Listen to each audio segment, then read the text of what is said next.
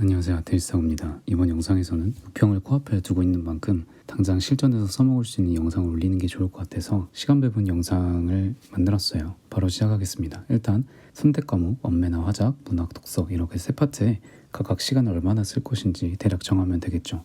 일반적인 학생, 일반적인 시험 난이도 기준으로 선택에 10에서 15분, 문학에 20에서 25분, 독서에 30분에서 40분 이 정도가 기본이라고 생각하시면 되는데 실전에서 OMR 마킹도 해야 되고 긴장을 하거나 난이도가 어려운 시험이면 평소보다 더 느리게 풀기 때문에 연습을 할 땐 합 70분으로 잡고 연습을 하는 걸 추천해요. 예를 들어 화작 13분, 문학 22분, 독서 35분 해서 70분을 기준으로 잡고 연습을 하는 거죠. 물론 문학 22분으로 설정을 했다고 해서 이것보다 늦게 풀면 안 된다 이런 게 아니라 내가 평소에 일반적인 난이도의 시험을 볼 때 기준이 대충 이 정도구나를 알아야 된다는 겁니다. 내가 평소보다 빠르게 풀었는지 느리게 풀었는지를 잘 알고 있어야 남은 시간을 좀 더 빡세게 쓸 건지 여유롭게 쓸 건지 배분을 잘 할 수 있으니까요. 그리고 평소에도 시간이 모자란 분들이 70분을 잡고 연습을 하다 보면 몇 지문을 통으로 날리는 경우가 있는데 한 지문을 아예 안 풀고 날리는 식으로 연습을 하면 실전에서도 그렇게 됩니다. 억지로라도 날림으로 풀더라도 1단계에선 시간 내에 모든 지문을 다 보는 연습을 계속 하셔야 돼요. 제 시간 안에 푸는 것도 연습을 해야 되는 거니까 처음에 좀 힘들더라도 계속 연습을 해보세요. 그리고 제가 가이드라인 시간을 대충 적어두긴 했지만 사람마다 강점인 파트가 다를 수 있기 때문에 본인 실력에 맞게 조절이 필요합니다. 예를 들어 언매를 보통 7에서 10분 안쪽으로 끝낸다면 거기에 맞춰서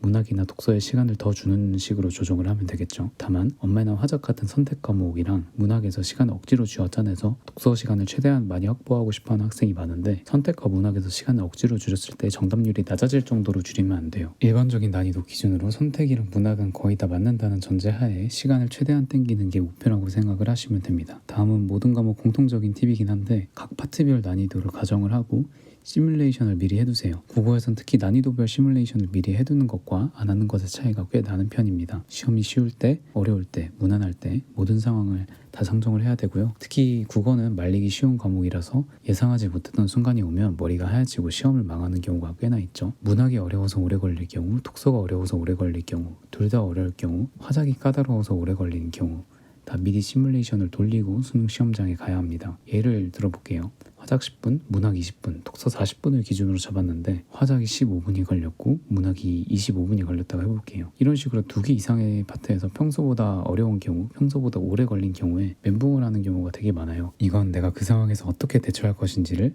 전혀 생각하지 않고 시험장에 가서 그렇습니다. 이런 이유로 각 파트가 빨리 끝날 때, 무난할 때, 오래 걸릴 때를 다 생각을 해보고 어떻게 해야 될지를 정해야 돼요. 저는 70분을 잡고 연습을 하라고 하니까 그나마 여유가 좀 날 텐데 80분으로 연습하던 학생이 갑자기 10분을 까먹고 시작을 하면 그냥 지문을 통으로 날리는 경우가 생기는 거죠. 다시 돌아와서 화작 문학에서 각각 5분씩 더 쓴 상황에서 사람마다 해결 방법은 다 다르겠죠. 독서 지문을 후다닥 읽는 걸로 해결하는 사람도 있을 것이고 복잡한 3점짜리 문제는 일단 패스하는 사람도 있을 거고 여러 방법이 있겠죠. 근데 이 방법들을 연습해보지 않았으면 본인에게 맞는 방법인지 아닌지를 몰라요. 어떤 사람은 평소보다 매우 빠르게 독서 지문을 읽어도 그럭저럭 문제를 푸는 사람도 있는 반면 평소보다 매우 빠르게 독서 지문을 읽으면 지문을 하나도 이해 못해서 다시 읽고 또 읽고 무한루프에 갇힌 사람도 있거든요. 그래서 실전 연습이 필수입니다. 아직 기출을 제대로 학습하지 않았다면 이런 이유로 회차별 기출로 일단 연습을 하라고 했던 거고요. 이미 기출을 많이 봤다면 실무를 통해 연습을 해봐야 되겠죠. 시뮬레이션을 많이 돌려봐야 된다는 소리예요. 실전 연습을 계속하든 머릿속에서 구상을 하든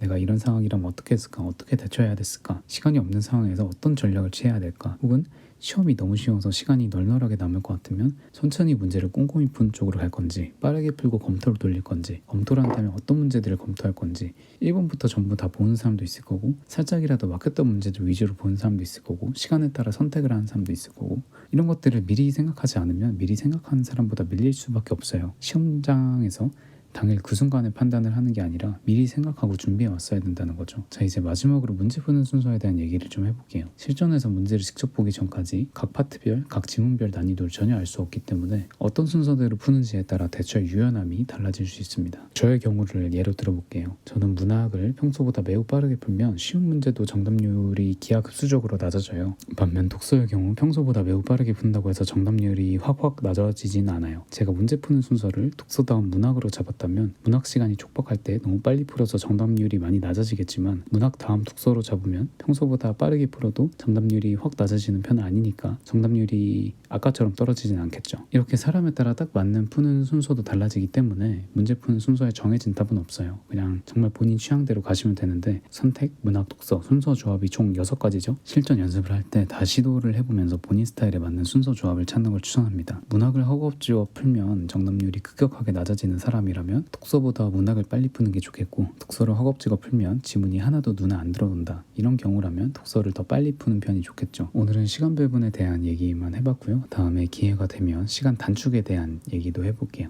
이번 영상은 여기서 끝.